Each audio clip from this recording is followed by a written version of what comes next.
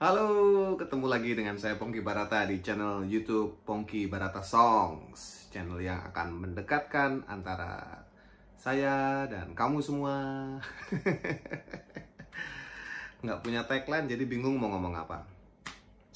Oke, selamat pagi, sore, siang, dan malam untuk semua yang sedang menyimak cerita Pongki. Kita sudah masuk ke episode ke-6, khusus untuk album-album yang pernah saya kerjakan atau saya buat. Dan untuk episode ke-6 kali ini, saya akan bercerita tentang album Jikustik yang judulnya Siang. Yeay! Jadi ini masih sambungan dari album Pagi, Siang, dan kemudian nanti album Malam. Nah, untuk episode yang hari ini adalah episode Siang, Jikustik album Siang. Wah, rupanya banyak cerita ya. Sudah sampai ke cerita ke-6 ini ya.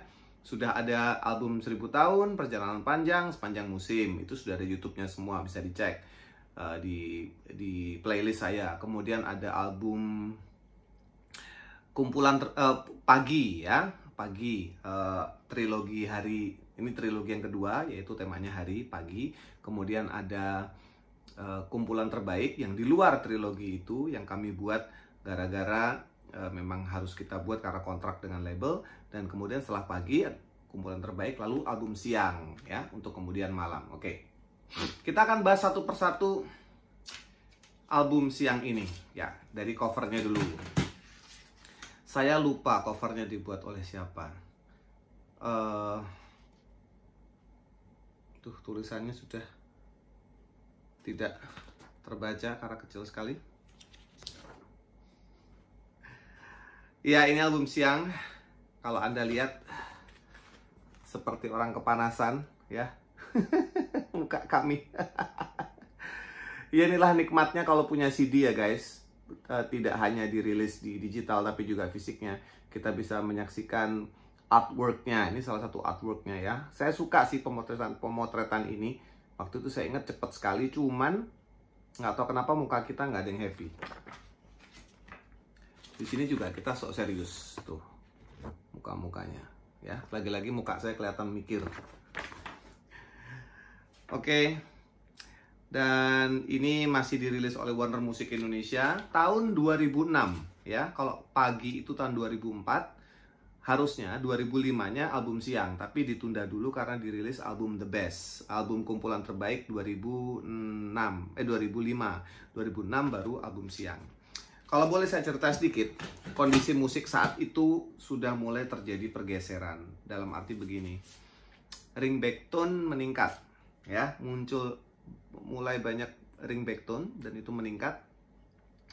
Lalu pembajakan gila-gilaan. Jadi kalau kita jalan ke mall, itu lapak-lapak bajakan, bahkan di mall, bajakan itu jualan dengan sangat pedenya. Jadi memang pada saat kita merilis album ini, pembajakan itu di mana-mana saat itu. Digital belum begitu banyak, tapi sudah mulai ada. Media seperti YouTube belum serame sekarang ya. Jadi ya, kita mengalami perubahan situasi atau musim saat itu. Album Jikustik yang Siang, kita mulai dari lagu. Oke, di sini saya akan cerita banyak tentang apa yang terjadi di Jikustik saat itu. Saya cerita ini bukan bermaksud untuk menceritakan kejelekan, atau kalaupun ada yang jelek ya mungkin saya ngomongin saya sendiri ya. Adalah situasi yang memang saat itu Jikustik sebagai band tidak lagi sesolid yang saya rasakan, tidak lagi sesolid album-album sebelumnya. Jadi banyak sekali pekerjaan yang dibuat sendiri-sendiri.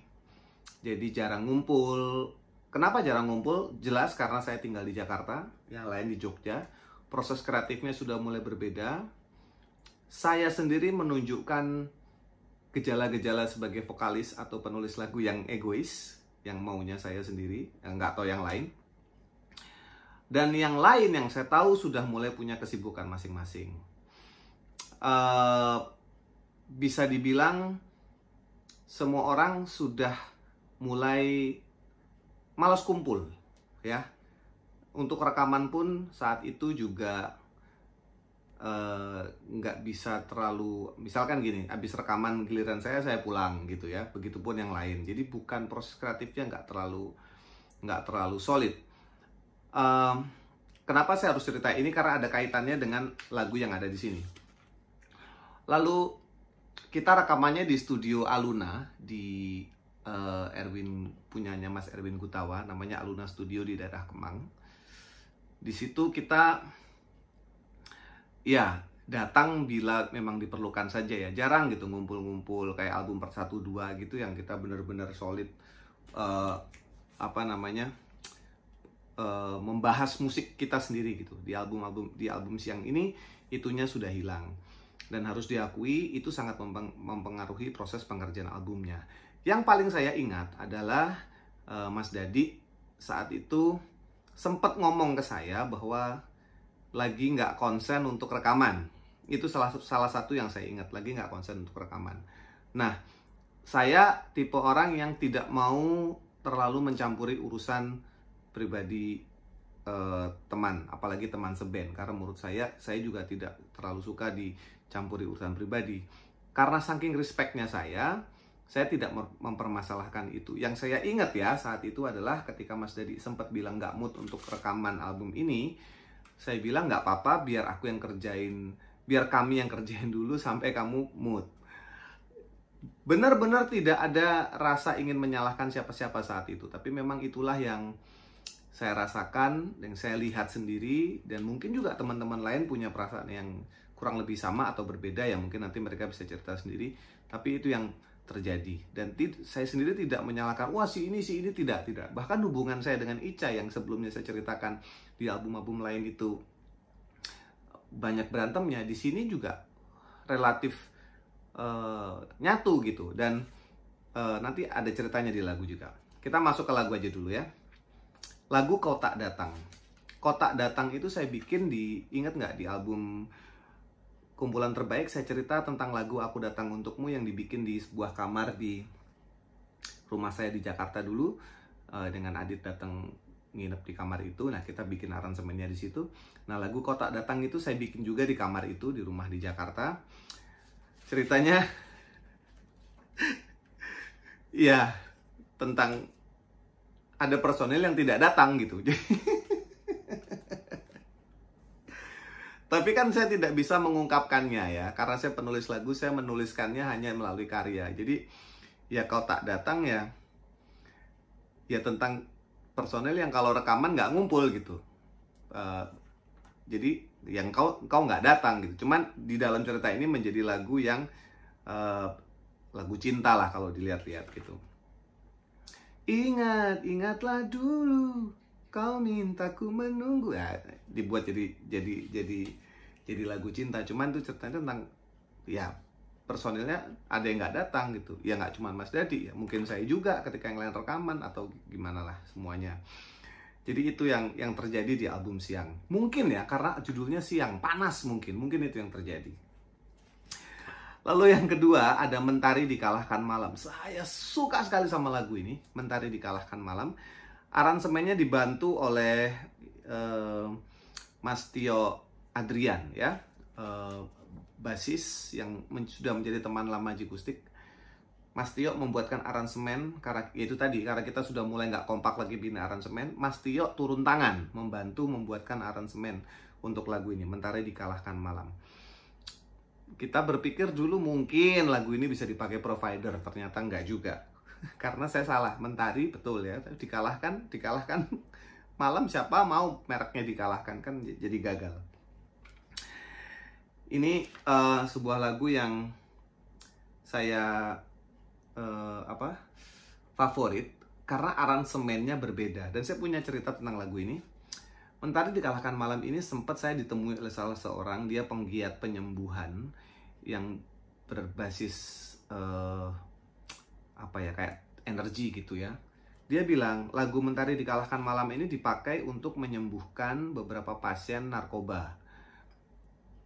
Jadi nggak tahu kenapa dia bilang lagu ini, mungkin liriknya, mungkin aransemennya, mungkin frekuensinya bisa membantu mereka yang membantu mereka yang sedang ingin bangkit dari narkoba. Tapi saya nggak pernah ketemu lagi, saya juga tidak tanya penelitiannya seperti apa, jadi ya sudah.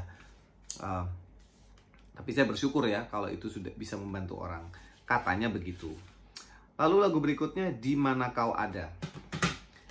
Di Mana Kau Ada ini lagu yang saya pikir akan jadi single, tapi ternyata tidak. Nah, lagu ini belakangnya, jadi di bagian belakangnya itu ada kayak interlude gitarnya itu memang sengaja dibikin karena saya bosen kalau interlude itu ditaruh di tengah. Jadi interlude biasanya kan habis refrain, interlude, refrain lagi. Nah ini ditaruh di belakang gitu. Jadi saya kasih kesempatan Mas Dadi untuk menggila di situ. Dan itu Carlo juga ada bagian yang nahan banget, deng deng deng deng deng deng deng deng deng, nggak apa, fill innya nggak ribet, tapi cuma deng deng deng deng sampai puncaknya. Itu terinspirasi dari lagu Beatles yang judulnya Eleanor Rigby kalau nggak salah ya. Nah itu terinspirasi dari situ. Ada aransemen yang membuat semua pemainnya nahan, deng deng deng deng deng, cuma satu not. Lalu ada lagu keempat, lagu puisi. Nah, lagu puisi ini adalah lagu yang saya ceritakan nanti ya, saya skip dulu. Karena ini bagusnya diceritakan terakhir. Lalu ada lagu Memilih Dia. Lagu Memilih Dia ini ciptaan Ica, yang saya juga request, Ca, aku yang nyanyi deh gitu. Karena aku senang sama lagunya. Dan sempat ada bahasa Jepangnya di sini. Ya kita pengen mencoba sesuatu yang baru lah saat itu. Coba kita kasih pakai bahasa Aiwo, apa judulnya tuh. Tapi itu cuman ada, kalau nggak salah cuman ada di kaset ya. Oh ada di CD deng, Japanese version. Wah sok-sokan, padahal ya nggak full Japanese gitu. Ini lagu yang liriknya kalau kata saya tipikalnya Ica. Lalu ada lagu judulnya Belum Menyerah. Nah Belum Menyerah ini lagu yang saya bikin membayangkan kalau saya jadi orang gila yang terobsesi nungguin cewek lewat setiap hari di sebuah jalur lewat yang sama gitu. Kayak orang gila yang terobsesi dengan satu cewek, dan cewek itu selalu lewat di tempat itu dan dia selalu nungguin gitu loh. Nah itu angle-nya angle orang gila gitu. Menunggu di sudut malam setelah habis penghujan, biasanya aku lewati jalan yang kupijak ini. Berkatalah langit malam pada sekumpulan bintang, lihatlah dia di sana menunggu yang tak pernah ada gitu. Ternyata itu adalah menunggu yang tak pernah ada. Jadi hanya hayalan dia sendiri. Cuman kayaknya tidak terjelaskan dengan baik. Tapi ini lagu tentang orang gila sebenarnya. Ku coba yakinkan dunia, belum menyerah untuknya. Ku menunggu sampai dia temukanku. Ya nggak akan, orang nggak pernah ada. Jadi ceritanya tentang orang gila ini sebenarnya. Ya bisa-bisanya. Yang saya suka dari lagu Belum Menyerah adalah aransemen keyboardnya Adit ya. Aransemen keyboardnya Adit itu apa ya, magis kalau katanya. Coba didengerin ya nanti kalau sempet ya. Belum Menyerah, track 6 dari album Siang. Lalu album ke-7 judulnya Lanjutkan Hidupmu. Seingat saya judulnya Lanjutkan Hidup, tapi kemudian di sini menjadi Lanjutkan Hidupmu. Lagu ini ciptaan, di sini ditulis ciptaan Pongki Barta dan Ica. Jadi saya ingat lagu ini. Lagu ini sebenarnya sudah setengah jadi. Lalu ya 3/4 jadilah kalau boleh saya bilangnya. Lirik, melodinya sudah ada, tapi tidak ada aransemennya. Lalu lagu jadi klip juga ya, ada video klipnya Lanjutkan Hidupmu. Lalu waktu lagunya setengah mateng, tidak ada aransemennya, saya bawa ke studio Aluna. Ya waktu itu sekali lagi, waktu itu Mas Dadi juga belum hadir lah ya. Tapi karena kita ya istilahnya kita mau apa ya, ini harus kelar nih rekaman. Akhirnya kita rekaman di situ, kita aransemen di studio Aluna itu. Jadi cuman ada lagu, aransemen belum. Jadi kita bikin aransemen di situ. Nah pada saat di situ Ica ikut membantu dia, karena Ica sendiri sebenarnya berjiwa produser. Jadi dia punya saran-saran yang sifatnya memperbaiki lagunya gitu. Nah, beberapa bagian nada dan part dari lagu ini Ica yang betulin. Nah, karena saya menganggap itu adalah signifikan untuk proses pengerjaan lagu ini, maka saya setuju dan sepakat kalau Ica juga ditulis sebagai pencipta lagunya gitu. Tapi tidak pernah diniatkan sebagai lagu yang saya duduk berdua dengan Ica bikin nulis bareng, enggak. Hanya lagu yang memang Ica ikut menyumbang ide yang menurut saya signifikan dan itu pantas dimasukkan, dikasih kredit sebagai penulis lagunya juga.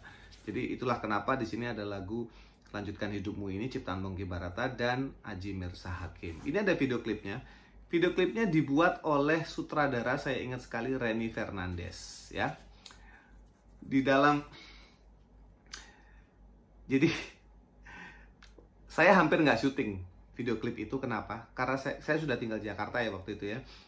Yang lain datang ke Jakarta khusus untuk syuting video klip. Jadi mereka ingat hari itu mereka harus syuting. Saya nggak ingat. Kenapa saya nggak bisa? Saya bisa nggak ingat. Seperti yang saya bilang, saya sendiri sudah ada kesibukan lain dengan keluarga, banyak kesibukan lain.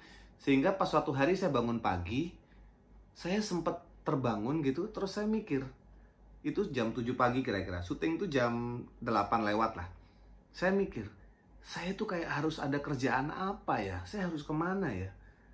Ternyata saya ingat, ternyata saya harus syuting video klip lagu ini. Lalu saya segera buru-buru bergegas. Jadi ada sekitar 5-10 menit saya berpikir, saya lupa. Kayaknya saya ada janji tapi apa gitu. Mungkin itulah salah satu contoh sebuah perasaan yang kayaknya sudah nggak nyatu lagi untuk melakukan sesuatu buat Jikustik. Mungkin ya, mungkin itu kesimpulan saya sekarang mungkin. Tapi intinya kok bisa saya sampai lupa gitu loh untuk pekerjaan yang sepenting itu, membuat video klip buat single band sendiri. Tapi intinya saya sempat lupa. Akhirnya saya sampai ke tempat syuting, ternyata belum terlambat. Dan saya ngobrol sama Carlo saat itu loh, pakai bahasa Jawa ya. Sakjane aku ki meh lali syuting iki. Carlo ketawa, oh iya kenapa gini? Ya karena gini. Oh ya sudah. Dan itu menjadi pembicaraan yang casual, nggak ada yang mempermasalahkan. Tapi saya suka dengan video klipnya karena saya terlihat ganteng. Oh iya, video klipnya gitarnya harusnya saya tunjukin ya, tapi ya udahlah nanti aja di video lain ya. Itulah Lanjutkan Hidupmu. Bunga Tolong Dengarkan ya. Bunga Tolong Dengarkan ini lagu yang aransemennya dibuat begini oleh Adit. Jadi Adit tuh punya keyboard namanya Korg Triton kalau nggak salah. Apa Yamaha ya? Aduh, maaf saya lupa. Mungkin Yamaha atau Korg Triton lah, saya nggak tahu. Nanti tanya Mas Adit atau Mas Adit tulis komennya di bawah. Jadi di dalam keyboard itu ada kayak satu sequence looping yang kalau di play itu ngeloop. Jadi suatu ngelooping itu adalah suatu pola chord atau aransemen yang kalau dipencet dia muter-muter terus. Nah, itu membuat mood buat buat kami untuk membuat aransemennya. Jadi lagu Bunga Tolong Dengarkan itu sudah ada. Cuman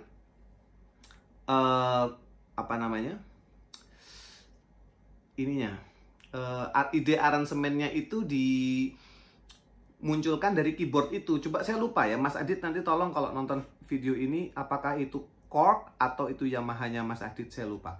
Jadi ada loopingnya. Nah dari situ baru ditambahin gitu. Dan Ica mainnya ngejazz banget, kata saya ya, ngejazz banget di situ. Dan dia kayak marah-marah, ini susah banget lo mainnya gitu. Tapi aransemennya bagus deh dan aneh. Bunga Tolong Dengarkan. Nyanyinya juga aku berbisik, jadi nggak kayak nyanyi biasanya gitu. Agak unik di sini lagunya. Lagu ke-9, Semua Terjadi Karena Alasan. Itu adalah lagu saya yang terinspirasi dari, kalau songnya itu ada lagu Beatles, cuman saya lupa. Cuman aransemennya saya ingat saya terinspirasi Green Day yang judulnya Wake Me Up When September Ends. Kalau liriknya atau nadanya saya sih terinspirasi dari Beatles, cuman saya lupa lagu apa ya. Semua terjadi karena, semua terjadi karena alasan. Tak ada yang bisa jelaskan mengapa aku tak dapat melupakanmu. Oh, Beatlesnya sini. Melupakanmu, baby it's you, shalalalalala. Mungkin itu ya, baby it's you. Everything itu inspirasi liriknya dari buku, kalau nggak salah. Pokoknya di kalimatnya itu dia tulis everything happens for a reason, gitu. Itulah kenapa. Lalu ada bukan akhir dunia. Bukan akhir dunia, oh, oh. Lebih, oh ini permainan kata. Saya menulis waktu itu, saya ingat lebih mudah, apa sih ini? Lebih mudah pergi daripada ditinggalkan. Ini blawur guys, sudah hampir nggak kelihatan lagi, bukan karena kacamata plus ya. Lebih mudah pergi daripada ditinggalkan, lebih baik menunggu daripada melupakan. Nah, itulah pokoknya. Jadi ini tentang permainan kata aja sih. Dan semua yang terjadi itu is not the end of the world. Kita selalu punya waktu untuk bangkit. Sebenarnya itu. Seperti masa-masa sekarang, guys. Bukan akhir dunia. Kita masih punya semangat untuk bangkit lagi ya. Semoga kalian semua semangat. Lalu lagu ke-11 adalah lagu Memilih Dia. Yang tadi saya bilang ada Japanese versionnya. Nah, kembali ke lagu puisi. Ini saya ceritakan belakangan karena disinilah letak magicnya album ini. Jadi tadi kan saya cerita, Mas Dadi, saya kehilangan Dadi sebagai partner untuk bikin aransemen, untuk mengeksekusi lagu-lagu ini karena peran Dadi di album-album sebelumnya cukup besar untuk mengaransemen lagu dan musik Jikustik. Nah, akhirnya Mas Dadi datang. Itu yang saya ingat ya. Sebelum Mas Dadi datang, label tuh sudah mendengarkan semua lagu yang ada di sini. Tapi menurut label gini, belum dapet guys, hitsnya mana gitu. Itu yang terjadi. Terus terang saya dan mungkin juga Ica sebagai penulis lagu yang banyak menulis lagu di album-album Jikustik, merasa ia tersinggung iya, marah iya, kecewa iya, deg-degan juga iya, tapi juga setuju. Kita nggak ada single di sini. Saya mengajukan, coba kalau di mana kau ada gimana, Mentari Dikalahkan Malam gimana, atau Bunga Tolong Dengarkan, atau semua. Waktu itu saya pengennya semua terjadi karena alasan, tapi nggak dapat respon yang positif dari label. Dia bilang no single, bahaya, no release, bisa-bisa, waduh gawat. Nah, kemudian datanglah Mas Dadi. Waktu itu Mas Dadi mungkin, seingat saya, dia datang, terus dia banyak bercerita tentang perjalanannya dia ke tempat-tempat yang menurut beliau itu bersejarah atau mempunyai arti spiritual buat Mas Dadi. Lalu datanglah Mas Dadi ke studio dengan cerita itu gini. Oh iya guys, by the way saya punya lagu katanya. Terus dia mainkan, judulnya Puisi.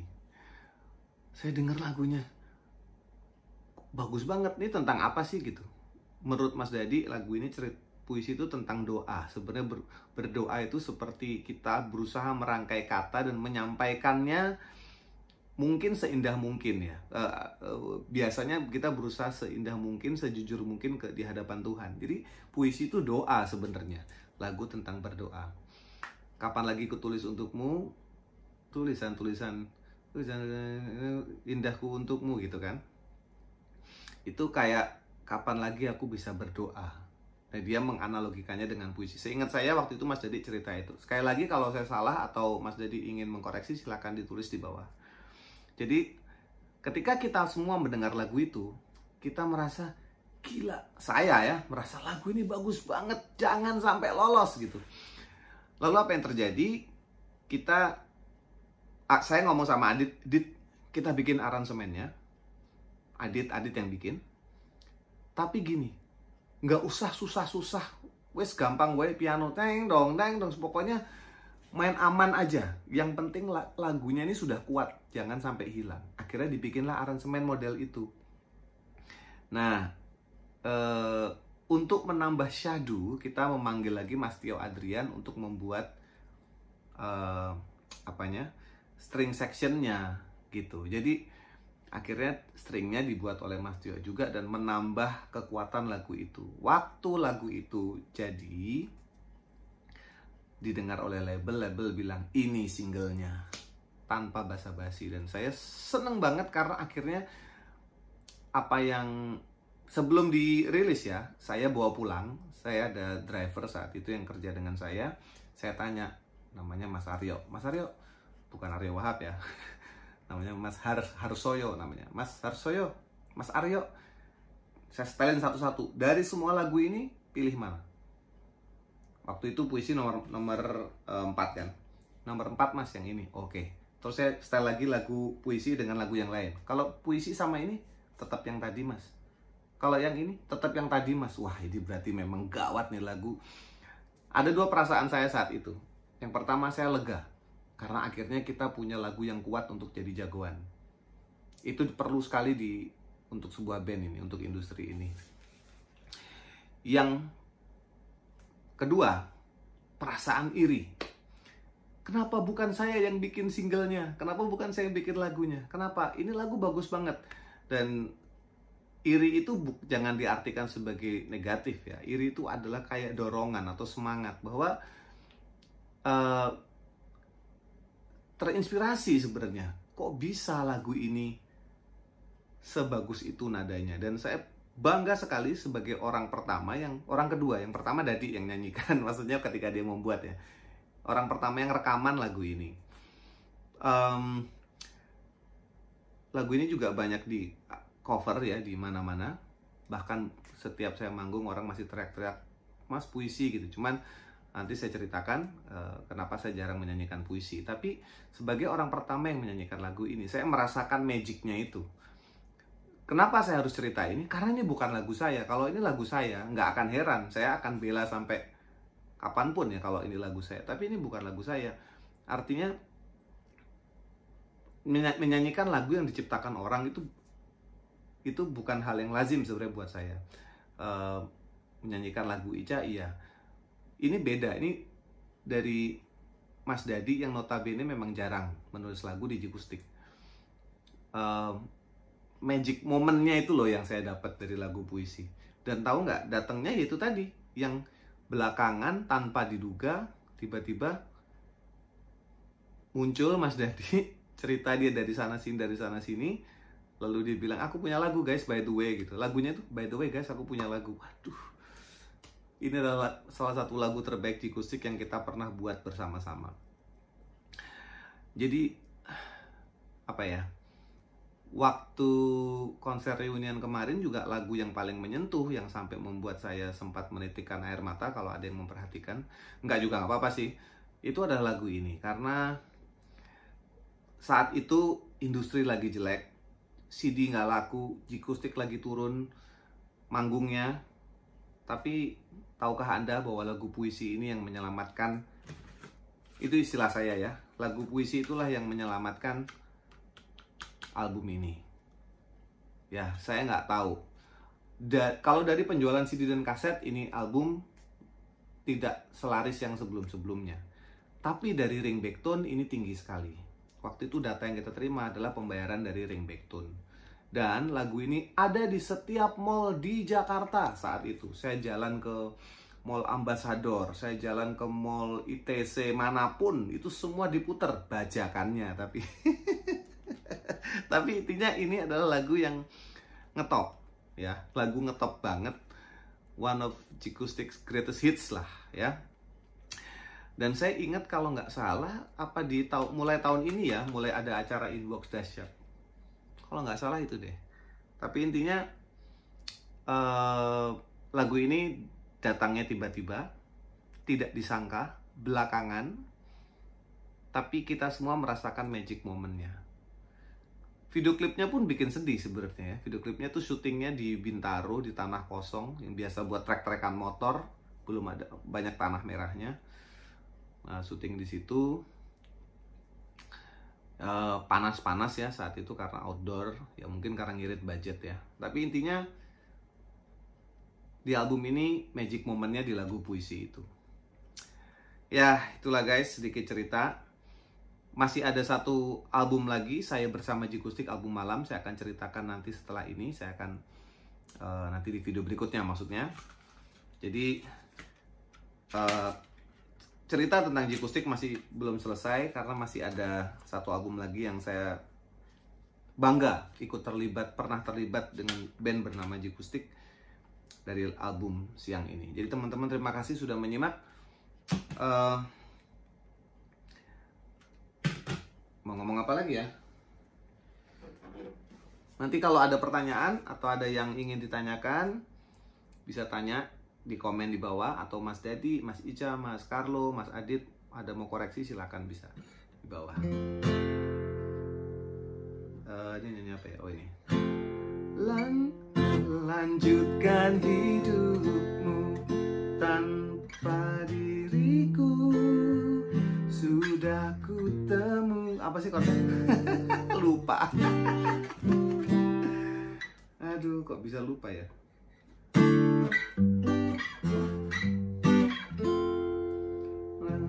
Lanjutkan hidupmu tanpa diriku, sudah ku temukan jantung hatiku. Yang sudah terjadi pasti terjadi, tapi tak denganmu, ku hati. Maaf ya, tidak pernah dibawakan, jadi ya beberapa kali aja sih. Jadi oke. Nanti saya sudah bingung mau ngomong apa lagi karena sudah setengah jam lewat, sudah habis idenya. Tapi sampai ketemu lagi dengan cerita Pongki di lain album dan lain kesempatan. Ya, bye-bye.